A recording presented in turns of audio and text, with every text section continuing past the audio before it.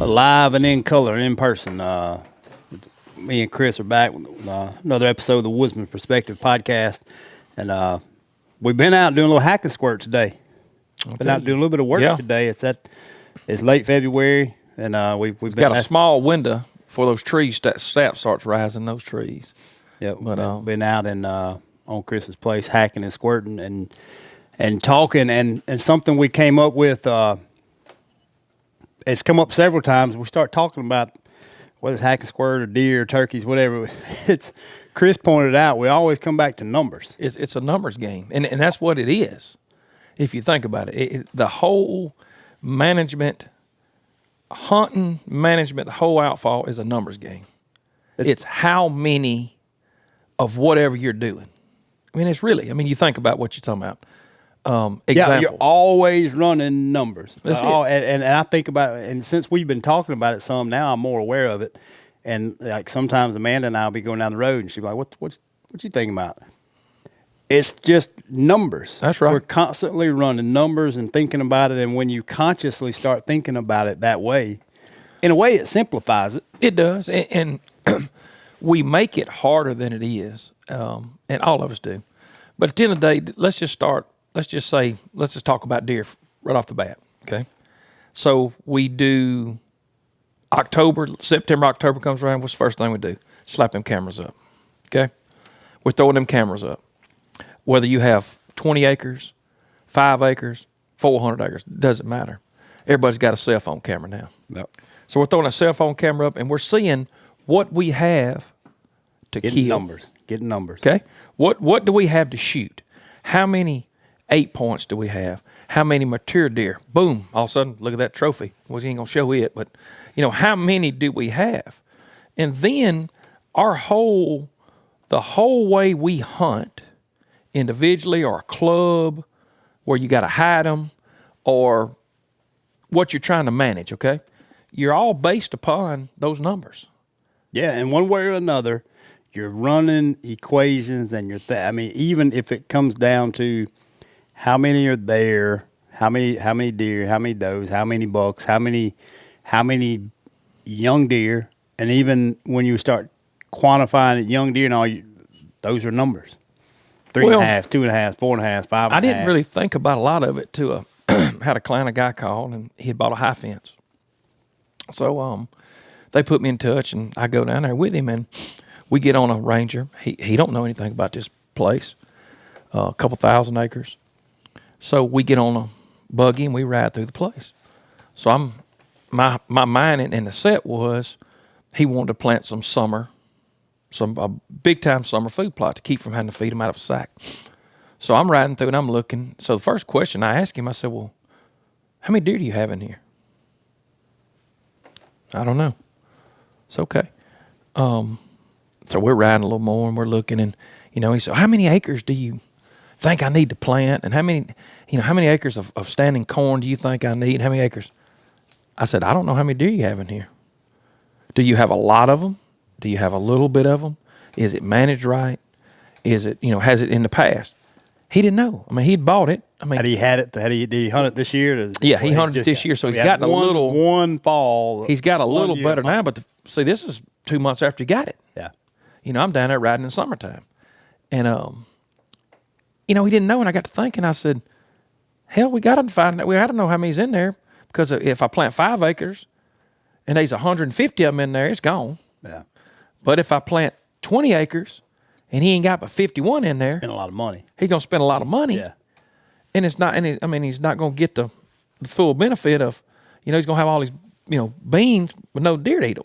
Yeah, and somebody may think, well, you plant it all, you're going to draw deer. That's not necessarily that. So, but you can't draw them inside a fence. You can't draw them from out there, and you got that fence. So that's So we think about, so basically he started thinking that. So he's wildlife investor's going to do to kind of see how many deer he's got inside the fence, because you can't really make a decision. But getting based on, if we're looking at big bucks, okay.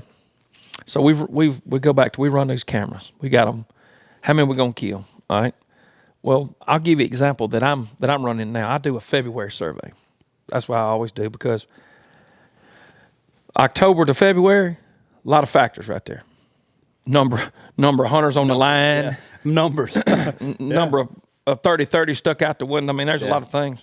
So And a lot of more transient deer. You got rut going on. You got deer you do. coming You got and deer going. moving in and out. February, you can suck them back to food. Because remember this, and everybody knows this.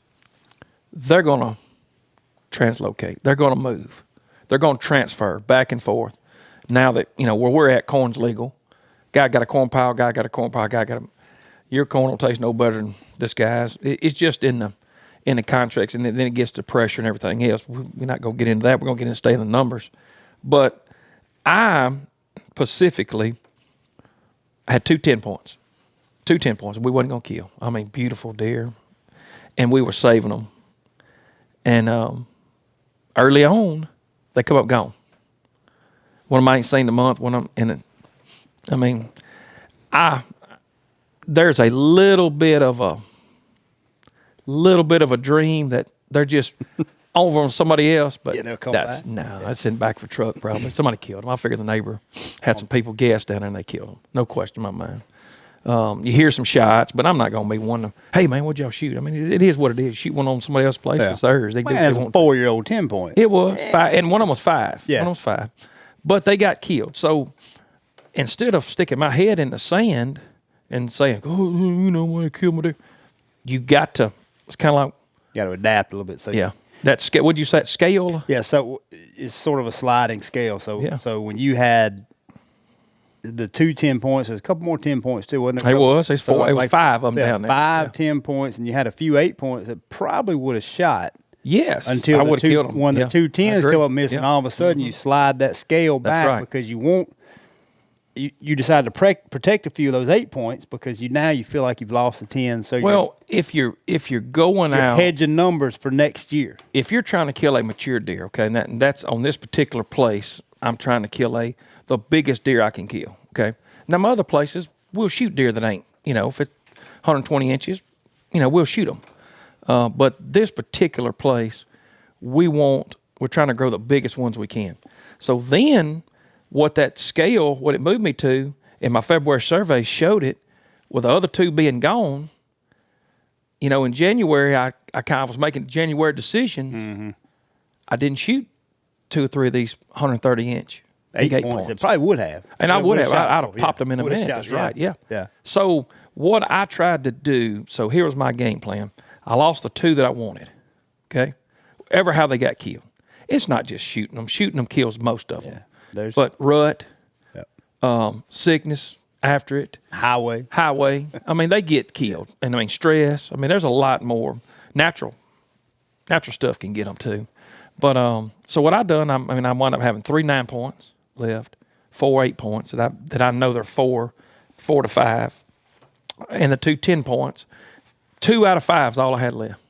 I don't know where the other one. Yeah. There was one of them wasn't much to him, but he gone. He was a 10. He was a 10. He had that. You try And to protect 10. my big thing So again, and all that, you start thinking about. You start really thinking about numbers. All those were numbers. That's all right. And the way I managed them was because of what happened. Those 2 were gone. So if those 2 would have stayed, I probably would have shot every one of those 8s. And that's and why I say that, because I'm on my 5th year after EHD, after a bad EHD on this particular place. Mm-hmm. And, EHD, blue tongue, it wiped them out. It wiped them clean. And there was, took out your bucks, for it sure. don't kill as many, man. I'm going to tell you, it killed a bunch of them.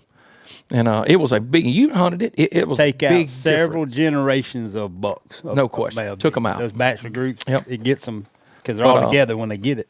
But thinking about, and I told you sitting out there, when I find out one of our listeners, then they'll send us stuff, or one of our friends kills a sure enough big deer on a small property, he doesn't know how impressed I am with that, because if you look at these numbers, and I manage some big places, okay, I manage some stuff for some other landowners are big 2,000 and 3,000 acre places, and they lose them just like that.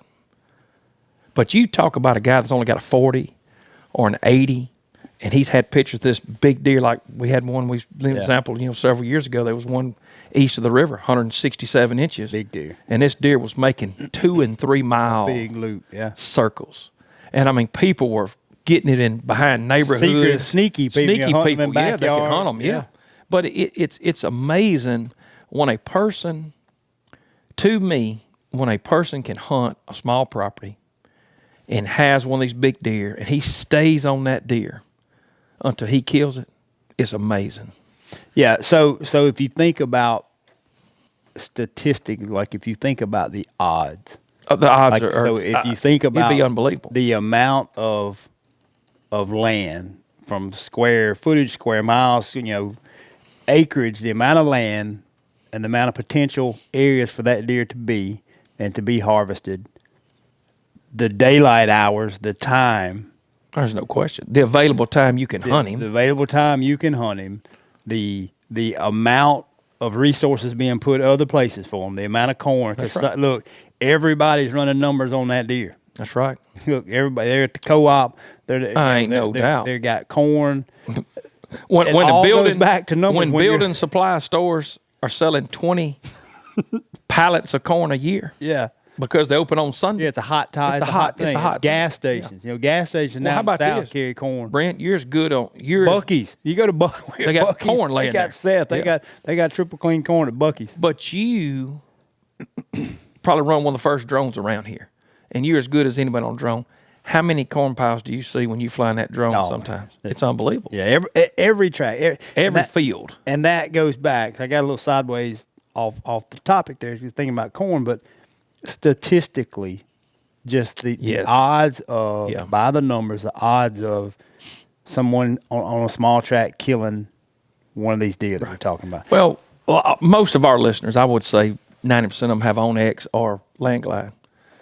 You get on there when you ain't doing nothing, and you're having to watch a ball game or something that you don't want to watch an NBA game probably. You take a mile radius. You get on that thing, and you take that radius, and you go all the way around your hunting, wherever you're hunting at, and go 1 mile. Now, most people, they can go 1 mile in a round circle, and they stay on themselves a little different. But you're doing pretty good. Yeah, you're doing pretty good. But if you go 1 mile, even a hunting club, you go 1 mile in a radius, and then you start counting how many landowners. All right, so a mile, is 640 acres. Square mile. That's right. Square mile section. So a mile square. So anywhere, if you go a mile, then if you take that circle, you're a mile this way, a mile this way. That's 2 miles across. But still, for scale, that's a lot of acreage. I ain't no doubt. A lot of different land, fragmented feet, properties. 5,000 feet in a circle. Yeah. And then then you start looking, and you're like, man, well, I know, Mr. Johnson, he got 2 grandsons. They got green fields here and here, it's just amazing. You start looking at it, and it goes back to the numbers.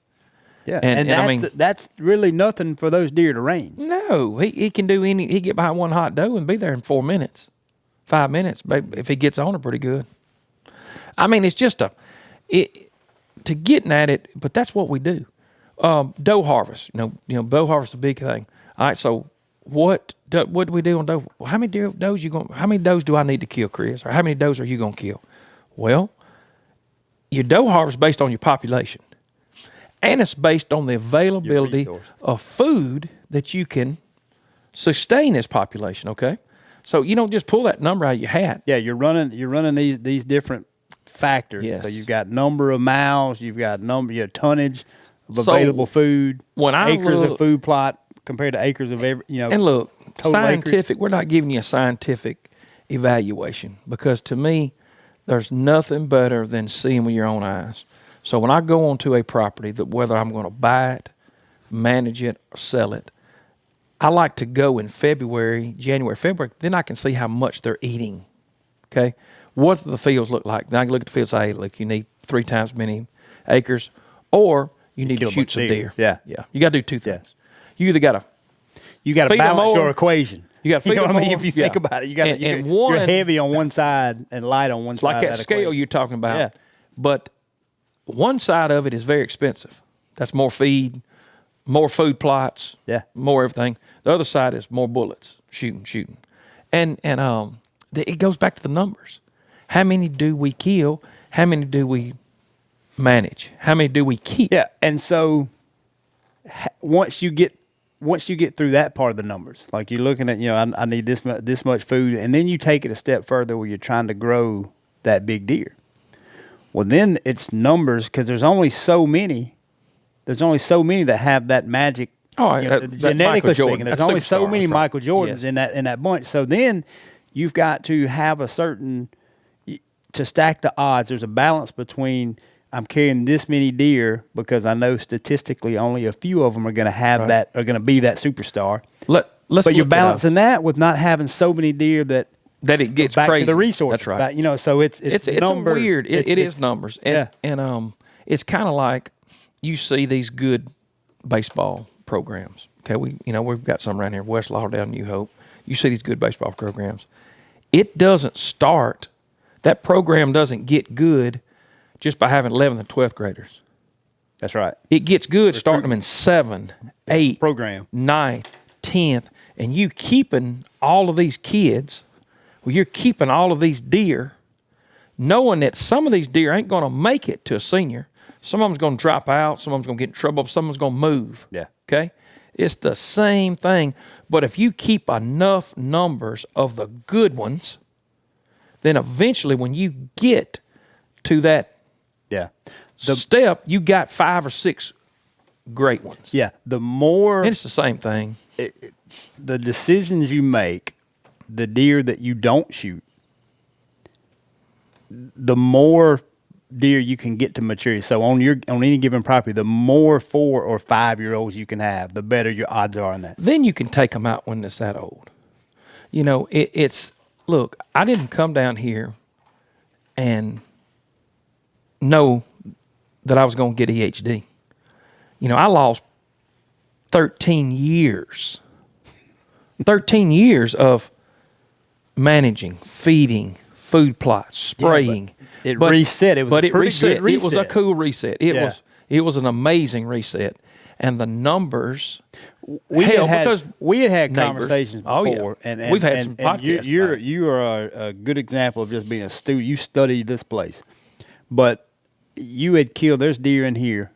You've got some really big deer you've killed in this place. But then the 2 or 3 years leading up to that EHD, we had talked about they're just not there. Yeah, they just not you got growing, a lot of deer, but they're just not. So I would say after Blade Runner, the year that Marley Kate killed Blade Runner, there were a couple of deals. A Big 12. There was that 100, probably 150 inch 10 we point. kill 150 about every year, but nothing. That star, wasn't there anymore. And so we had talked about: is it the numbers? Is it just the sheer number population. of deer? Population. Yeah. Had too many and didn't shoot enough. And nobody, like you were doing really well, I think, at matching the resources, because you planting enough corn, stuff. beans, That's right. whole meat. You had the food, but I don't know if it's just it goes back to numbers where you got so many numbers that you can't produce that quality number. We have, and that's part of that hack and squirt we were doing. I'm fixing to produce on every place more cover, more natural food as much as I can. Because I don't think showing what that drought did, I think mouse, the drought didn't kill the deer. They were skinnier. Yeah. Racks wasn't any bigger, but they're still alive. And they're eating, like you said, man, I'm seeing deer in the middle of the day all the way down through. They're starving to death. Turkey, same way. Brent, we can roll right on into turkeys. Oh, numbers, yeah. And same way. Yeah, watching numbers like we were talking about, that we got a place we've been watching some We've been hunting turkeys. for, what, 10 years probably? And the last couple 2 years, it was quiet. They weren't there. We'd see a Jake. Every now and then you see a turkey just stayed out there. We didn't kill hunt it, 'em. didn't push it, didn't go pressure it, didn't. Pretty healthy flock there now. That's right. Like we're watching them, and I mean, there's 2 or 3 long beards. they just blew up. Big group of jakes. And had a couple of years of good hatches, and it's numbers. So I guess in the back of your mind, and I don't know if I'm a little nerdy about some of this. We think about it maybe more than if you listen to a hunting podcast, you're probably probably thinking about it. You're constantly thinking through these sort of running numbers and quantifying, and you plan around those numbers. You're thinking about, you got 4 or 5 places you probably turkey hunt, and you got a pretty good idea about what's there. That's right. Numbers. And how many. Number of days you're going to be hunting. Number of other peoples that are hunting. And we're saying how many you're going to kill or allow to be killed off of these properties. And we're going to stay on turkeys. But how many you allow to be killed, you have a limit that you have to go by. But you have buddies that are always looking to kill one, or a son or a kid. But be careful. Learn from our past when 2 years ago, we was like, oh, man, we never got any turkeys. But don't shoot them all. But a good way of managing them is knowing how many's on each place that you have. Yeah. And if you're handicapped to one place and you've got 3, don't kill all 3 of them. Yeah, and you got to all right, so the great thing about the technology we have now is that you can look at these numbers. Ain't no question. For years you couldn't, and we'll get into that right. in a minute, but you kind of got to be nimble, especially with turkeys, because let's go back to the example you said. You drop a pin and go a mile around it where you hunt. With turkeys, there's very few people, you'd have to have that can hunt in a mile. There's all very around. few people that have control over that whole area Yeah. that's on that footprint. By All yourself. right, that's right. So Yeah. if you're going to be a steward, and if you know in your area you got X amount of turkeys, you got 5, 6 longbeards, whatever. You got 2 little groups of turkeys you're watching. There's 4 or 5 longbeards bouncing back between those. If you hear your neighbor, like if your neighbors get ahead of you, kill them. You got a decision to make then, because we're coming back to numbers. Yes. And if you kill it, it's dead. That's right. And so it's not easy. And look, that's not a fun thing to think about. But think about them now. They're not like deer. They're a little bit funny, but I tell you, it's amazing. It's amazing around here locally. What 2 dry springs has produced us in turkeys. Yeah, look, And it goes to the numbers in. Yeah, I mean, it's funny. 2 Those dry springs really help our hatches. And if you get out west, a dry, the rain years are great for their turkeys. But we're killing coons. That's numbers. We're taking as many nest predators as we can get off coons, going back possums, to skunks. numbers. Boom, boom, boom. Yeah. The things we can't control, avian predators. I mean, right here, prime example. I wish I'd seen that. I'm frying some maple sausage because it was going bad. 4 days ago, I look out the back window. 8 jakes. I said, man, that's awesome. So I'm looking at these jakes. I said, man, this is a good morning. Let's frame it up right. Yeah. Chris is on the back deck cooking some sausage for some guys that are going to be doing some trapping. For predator management. Right. Yeah, and Chris is thinking this is going to be good for my turkeys, and he's out there flipping sausage on the grill, and a bald eagle starts swooping in trying to attack turkey. I mean, so 7 of them broke like their ass been set on fire, running in the woods. The other one laid flat down with his fan. I mean, with his wings to the ground. I said, and I looked up, and this bald eagle, whew, he swaps right over me. He lands, and it's the cool part of it is to watch something like that, because a bald eagle. I had to look. I made my daughter's great at Googling, but a bald eagle weigh from 9 to 14 pounds. Okay, so a Jake turkey, what are you thinking? 16, 17 pounds, probably. Yeah, on the down here, high end, Yeah. Well, that one Jake it laid down, he got back up, and he didn't back down. It looked almost like Magnificent Seven, like the old Western. I mean, so the eagle was looking at him. Well, he's committed. He's right. all his friends left him. All his friends is gone. They pulled that old, hey, I'm there with you, boys. And then also he looked back, you're the only one fighting. Yeah. But the bald eagle is there. The bald eagle's here, the turkey's here. They getting a stare down. And then his buddies come running back out like, hey, man, I was loosening up. Where's the fight at? And they took off running, went across the field. There was no doubt those eagles harassed those turkeys in those fields. Yeah. And that's a number. Who can account for that? You know what I mean? And you hear more and more about that now, but when you start thinking about the predators and you start thinking about numbers, it's such a moving, sort of a sliding scale and a moving target. You got to kind of, with the technology we have between cameras, then you got the next step up, cell cameras, where you can get it instantly. You don't have to go out there. What about them eyes? You got your eyeballs. You can watching spend time out there right. yourself. And even some of what we're doing now with thermals. Yeah. You didn't have, like you think about up until we had this technology, up until I would say the last decade. Yeah. Well, when we were growing up in the 80s, you didn't know how many deer you had. You shot a 6-point because it walked out. You did, but we never thought. Even people that were managing. Hey, think about our didn't mindset. Think about our didn't have an mindset idea. when we were kids. Now we're childs of the 80s. You know, Yeah, no dough. when you shot one back then, and I killed them, and I think 88 was my first one. I wasn't thinking about the next one. I wonder how many we'll have next year. I was just happy with that today. Yeah. So really, the technology has made us from a today woodsman, wildlife manager to a tomorrow and the next day. Don't you agree with that? I mean, it's different. And it makes a lot us, of it gives us something to look forward to. Where when we were raised, you didn't know. You just shot them. Yeah, And the guy that had the 8-point, I mean, he was the biggest game in town. and you just never knew. You didn't know what was there. We didn't know that you could manage them the way we are. We didn't know we could manage them like we're managing cattle. You know, we didn't know we could not shoot as many turkeys Yeah. and have tons of them. But then it don't matter how many we shoot. If we have bad hatchings, then we didn't get any. With turkeys, it was easier to know the numbers. Yeah, because you can You hear got them. the vocalization Yeah. part, and you got the interaction. And most time you're gonna have one or two flocks. That's right. They're social. They're congregating. You know, deer are different, and so you Yeah. never really. You know, you could have a pretty good idea. I would say all But the you way think back. about turkey. staying on turkeys. You think about this, Brent. We talked about it. Let's just take that little track that we're talking about hunting. We got what, 25 or 30 hens, probably, maybe. Yeah. So let's say we got 20 hens, 6 jakes, 2 mature gobblers on that track. Okay, that flock, and I'm gonna say that flock's probably encompassing 300 to 400 acres. When you think on any given time from spring to winter. Yep. So every one of those 20 hens are going to get bred. Okay. That old guy, he's going to be, he's going to be ready. I mean, he's going to be breeding them. But only 1 or 2 is going to survive the nest from A to B. Yeah. And look, Yeah, if 2 survives, here's the crazy numbers. If 2 survives, that's 20 more turkeys. Okay, in that group. So let's let's just use those numbers. If there's 20 hens, if 2 nests survive, that's 10%.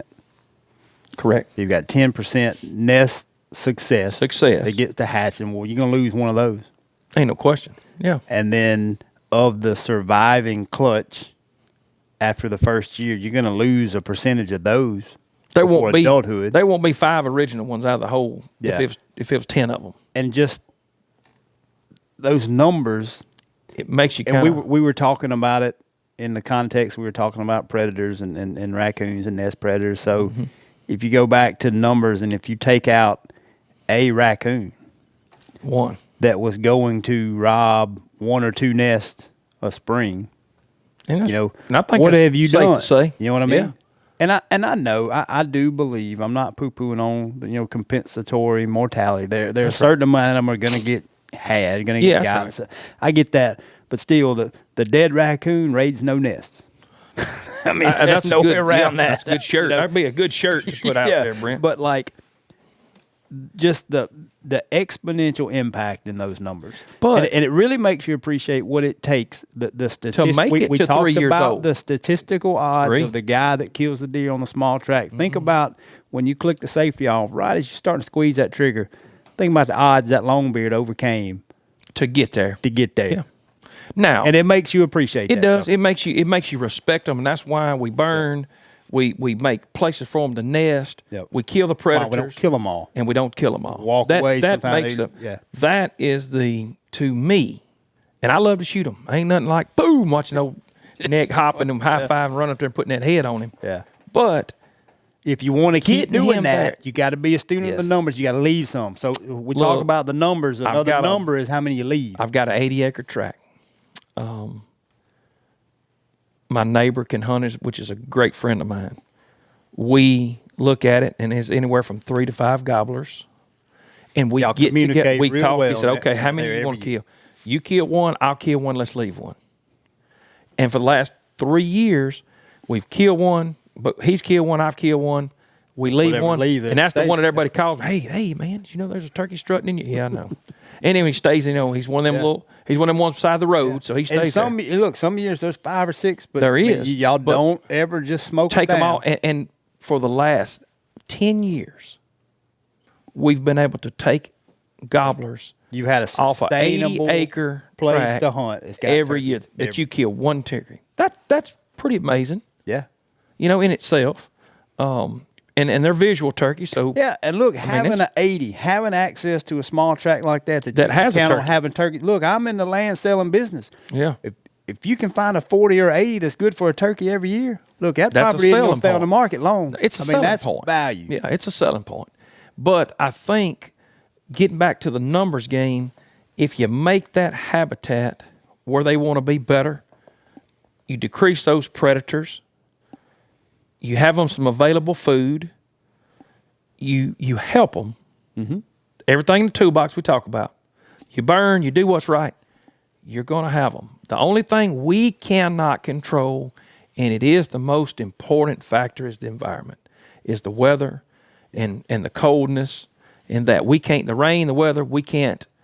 But I have seen it with my own eyes. A dry spring produces more turkeys than anything. And even inside that, now, not everybody can do this. I'm aware of that. But we were talking, and you've got some places that you can do it, and you have done it. You intentionally put some of this early succession habitat in high, dry areas. I do. And that's how you can mitigate some of the environmental Yep. factors Of flooding. Again, back to the numbers. I do. If I Yep. give them somewhere where they can nest that won't flood, Yeah. You're not just That's right. We put that think grass about on some setting aside knobs, high cover ridges. on Yeah. some high places, on quality places. Yep. And a lot of people want to do things like that in the less desirable, like wetter areas that already isn't growing a lot of stuff. Well, they're And that's the non-merchantable challenge. type stuff. That's right. So Yeah. sometimes you got to give up good Because you ground. don't want to force them to have to be in a low area. So 1 3-inch rain, she sits on her nest for 25 days. 1 3-inch rain ruins every egg Yeah, she's and got. if you try, y'all said it before, you admit both on some of our early podcasts about setting up a property. A lot of people go on a property and maybe you use the spot that already isn't growing big timber or it's already kind of open. Well, there's a reason it's like that. That's it's right. not the best spot. Yeah, Either it's going to be wet, it's susceptible to flood, it doesn't drain well, or for whatever reason. Well, your best stuff, your best food plots, your best cover, your best early succession is going to be on the best timber growing land. you That's got. right. And that's That's to good. your point about the environmental thing you can't control. It's kind of like with deer. Yes. When we're running numbers, when you're thinking about numbers and those number of big deer and the number of variables, we said all the time, you got age, you got nutrition, you got genetics. You can't do anything about genetics. That's right. Really. Mhm. But You're born you with can, them. But you can mitigate to a degree bad genetics by really focusing on age nutrition. and nutrition. Yeah. Mm. And it's that's very similar with It is that. with turkeys. Yeah. That one factor you can't control, maybe flood. And we're noticing now, and that's what makes it fun. That's why we're listening. That's why we're podcasting this stuff out here. What we're learning now is you don't just need supplemental feed, great clover fields, great soybean fields, great corn. You need those some native stuff. Yeah, we need some native stuff. Yeah. And look, I've had to learn that. I've been studying these things for 25 years, but I've noticed the more native, what I call the free food, the stuff that we can grow on our own. Yeah, it's a lot tougher too. It's a lot more drought tolerant. That's right. It's, It is. It's different. It's tough. But we may need some fire, some disking, some things like that to promote them, some fertilization, some spraying with the right chemicals. Yeah, we looked at a so spot. you got a lot of stuff. Yeah, Chris burned a spot a week or two ago, and we were walking in it today, and it's already sprouting. Little stuff is sprouting. You kill the woody stuff you wanted to kill, and you've already got some green sprouting. But if you notice, Brent, and we'll show it, but we left, it's 24, 25 acres. Mm-hmm. So I burned 10 or 12 yeah, and left it's- 10 or 12. It's sort of a horseshoe. It's around an a real arrowhead. pretty. It was standard hardwood. nicknamed the arrowhead. Yeah, Yep. and then so he alternates it and burns it every other year, and again we get back to numbers, odd, even. Yeah. That's how I'm gonna look. burn I one run numbers. section. I'm thinking about numbers. I'm gonna burn one of those sections every year if I can. Yeah, so you Boom, know you're boom, keeping boom, boom. 12 acres of cover and good early succession Yes. cover and food. Yep. Nesting and brooding. You're keeping it. And the ideal thing is, it's on the highest ground on the place, so I can look for the last 10 days we ain't been to burn anything, and we're running out of available burn days. That goes to the numbers again. How many days can we burn? How many days can you burn? And if you don't take advantage of this day to burn, how many days do you have left? Look, I had a day in Numbers. I had a day in January, perfect, and I could kick my tail for not burning, and I talked myself out of it. Something else to do. Well, to go put some feed in some of these feeders. Run low. You start all of a sudden you're coming up against. And look, for 2 weeks I ain't been able to do anything. Yeah, I talked to some guys last night at a banquet in Starkville. They were going to do a burn in Clay County today, and just all of a sudden rain popped up today. Yeah, lost now. The humidity, and the barometer we had low pressure slide in, and you couldn't burn today. Yep. So there again, that's the part we can't change is the weather and the environment. That's why you hear people say the best day to burn is the day you can burn. Yes. Yeah, because you don't know how many you'll have. You're right. You're exactly right. And look, some more numbers, and so we kicked around. We kicked around a lot of things too. So we talked a lot about the guy, like if you're managing a big tract of land, you're managing trying to grow big deer. But even so, I'll say it this way: the rest of us that you're hunting maybe small tracts or traveling, numbers all the time. It is. If you're doing trips, you're thinking about dollars and cost. If you're going license costs, miles, and no how many miles, how many miles per gallon I get, how much that's going to cost me, motel rooms, available days to hunt, vacation days, hours I'm going to take off. It's constant numbers. Nobody wants to miss 3-4 days of work, drive all the way to Kansas to turkey hunt, and it's pouring down rain, or you draw that turkey tag this year, and you get out there and there's no turkeys on the unit. I drew Wyoming this year, and I'm back and forth about numbers on where you going, drive or fly. Yeah, and I mean it's most likely going to be fly because I don't think I'm hunting anywhere between here and there. Right. Those are the type numbers you start running. So, and even you take a trip like that, you start looking at other states, number of days you could hunt in other states if you're going to be traveling. And look, some of this information is. It's a good conversation because I know we're not the only ones that think about it. No, that's right. You're always We're just the only ones talking about it. Yeah. It's just on interesting. This podcast. It is. Yeah. It's we've always said barometer, wind speed. Because look, how many people it's infinite. The application you miss a day's where work you think about numbers, and you go out there to hunt, and it rains the whole time.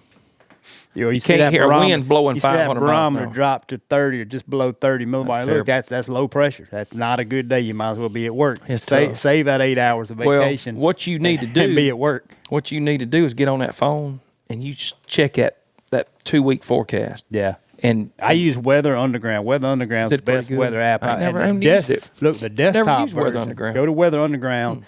The app doesn't have this, but the desktop version on a computer, which I don't know how often you get on a computer. Probably not too often. But it's got a bar. It charts barometer. I always use Weather Channel. They had the hottest chicks on the Weather Channel. But well, maybe Weather Underground's a good one too. There ain't no chicks on Weather Underground, but the desktop version does have it tracks barometer every day, and you can watch That's it. cool. That's handy dandy. I wish they had it on the app, but we use one a lot of times burning wind speed. And wind direction, so humidity, barometer, your pressure, and wind speed and direction numbers. To people that are burning and are wanting to burn, and you are limited in days. The day I burnt that, the humidity was over 50, which was not great. Yeah, but the wind was 22. Yeah, so there's a factor. So it was a factor that numbers. Yeah. And let me tell you something. When I said it. 8 mile an hour wind with that humidity right there, it ain't gonna work. It ain't gonna go. But that 22 offset it. Plus, it was grass. Grass burns different than understory in a pine plantation. Yeah, that's a lot of fuel. It was, and that grass burns hot. You got that right. And I mean, just even if it goes back to what we're paying, amount of fertilizer, amount of seed we use. Well, look, talk about numbers. Get in fertilizer. Yes. Yeah, I mean, that's how you buy it. Right. It's the amount of that by the pound. Of that element per pound of total material. That's what those numbers are. 13, 13, 13, 8, 8, 8. That's what. But to say it and you already know this, all of us. If we figured up how much money and time, that's the numbers I don't want to think we'd be done. We'd be playing golf. And so those are some numbers you may not want to. Tennis elbow, playing ping pong, whatever y'all want to play. Maybe go back to the 80s, play some old racquetball. Yeah, maybe. You was good at racquetball. I could see that. I never played racquetball. You look like a racquetball type guy. No, we was. Well, you'll wear a headband. You wear a headband, and you would be good at racquetball. Headband. You do. That's true. I mean, you do. But because look, people that got hair don't realize it serves a purpose. Keep sweat out of their eyes. I got to have a headband because I don't. I agree with that. It's function over form. I ain't doing it to Functional. look good. Yeah. You know, it's a numbers game. Everything we do in the hunting world and management world and is numbers. It is. We just got back from the NWTF, and buddy, if you don't think it ain't a numbers game up there, hey, I knew quick, and I think you're educated now. You want to go on a Thursday, not a Saturday. It depends. So yeah, The people. I talked to I talked to a few vendors. Yeah. That said that this year Thursday was not like it. Like Thursday was packed for Thursday. For a Thursday. And normally it's a little lighter. Saturday was elbow to elbow. Saturday, I talked to a lot of people. We had a good time, but man, it was a million people in there. A lot of them. You actually like you would just stand still for a little while just because. But the working man, like right in front of the hunting public, right in front of their booth. Yeah. Them boys were in there talking and like. I was stuck in a sea of flat bills and mustaches. I was just stuck. and trumpet calls. And trumpet I don't know why the trumpet calls are big. If y'all are a trumpet blower, I'm not making fun. 'Cause I do got a wing bone over there, but there was a lot of them being toted around. Yeah. One fella had one look like a dang. Yeah. He looked like he had a flute from Columbus Band. I mean, it was that big. And it looked very few of them suckers toting. But I tell you what, those jokers was expensive. Yeah, trumpet calls. Yeah, I think trumpet they're more calls is collectible. sort of a niche. Like it's. But the trumpet calls were pretty hot. Yeah. Yeah, I think people were getting them. It was fun though. I'll go back. This was my first time to go. Yeah, I'll go back. It was fun. Talked to a lot of good people there. There were some good. Most of them in our Ernie good people. Calendrelli, like with Quaker Boy. That Okay. dude's a legend. And like He's been doing it a long time. Amanda and I sat down and I ate one of those. I was eating like a $9 cheeseburger. Right. And in the little middle thing. He came kind of milling around. We were sitting down and people just passing by and he kind of he got and stood around. I recognized him. I said, hey, that fella, he knows how to call a turkey. And he looked down at me and he's a legend. I mean, I don't know how many times he's won Grand National. He's been a Quaker Boy for years. Hey, we got to give a shout out to our brother, Dave. Yeah. Dave Owen, Grand National champion again. Yeah. I think that's awesome. his second time winning the Senior Open Grand National. Dave, he deserves it. Yeah. He like I said, he's one of those guys when he calls one, the turkeys jump up and say, hell, we've been saying this wrong for years. Now we're right. So congratulations, Dave. Yeah, cool. he's what we call he fits in that niche too. One of the things we've talked about, those technicians, the numbers that guys, do it themselves. That do he loads his own shells. He makes his own calls. Yeah. He kind of toots his own. That dude, he can talk about numbers. You start talking about miles and dollars. He knows. Well, look, I think this podcast is if people will look and think, they understand what we're talking about. This podcast feels a little bit like an episode of Seinfeld. I don't know about that. No. You really, it's a little bit about nothing, but it's very relatable. Yeah, it is. I mean, because look, yes, that's right. Probably didn't learn anything, but they probably ain't thought about it that way. But you hadn't thought about it that way, and you're running numbers all the time, and that's just it does in some ways sort of simplify and take some of the mystery out of it. If you just look at this thing as numbers and you run numbers. But really, and I've seen them, the most extreme management plans out there are about numbers. Data driven. So, and that is a good point, is numbers. You dive into this thing because I've had to get them from like numbers. Whether I put one, which I'm gonna do it talking to you, but most of them they put on paper that they charge. You're looking at you're like number of acres, number of deer to take, numbers of like total tons you need. How many percentage of crude protein? Look, I got into one in the Mississippi Delta. And it's very cool because I love to, limitations on people is when you limit human nature, it's pretty cool because when you put limits on these guys, what they can shoot, minimum they shoot, then you start fining them, for shooting the wrong ones. And it was crazy. 155 minimum, but it can't be a 10-point. 10 points got to be in the 160s. I need a flash card for that. Look now, I got it 155 like check. All right. It would be if you had to go over those rules. 8 point. All right, check. Yeah, I mean, it was An pretty age tough. in there. No, he's only 3.5. If a child shot a deer, it was your deer. It was, man. It So was, how what determines a child 12 under 15 or 16? they didn't say. They I just need to said, add that number. I think it's either a last name or that's my son. Yeah, But it was he's cool. 32, but he's Yeah. mine. But they were wild. It was some cool to have that management plan and to see what, They and- can grow. But they're growing. It's a big place, 10,000 acres. So it was 10,000, 12,000 acres in that track. And their management plan was as tight as I've ever seen one. Yeah. So I asked the guy over it, I said, all right, I always got to know about the outlaws. I said, how many people breaks them? He said, they pay fines all the time. He said, that's what the fines pay our green fields the next year. I said, okay. Yeah, not a bad system. No, you can plant a lot of green fields for a $3,000 fine. I don't know. That doesn't go that far on 10,000 acres. No, but All right, well, look, I like that one. That's good. It's. it's just what it is. I feel like it's Yeah. relatable, man. Yeah. We're constantly We are, running and I'm numbers. And if running you're them not, right now. If you're not, you should be. No question. You're running numbers on that pork chop. We'll see you next time. All right, see y'all. Thank you.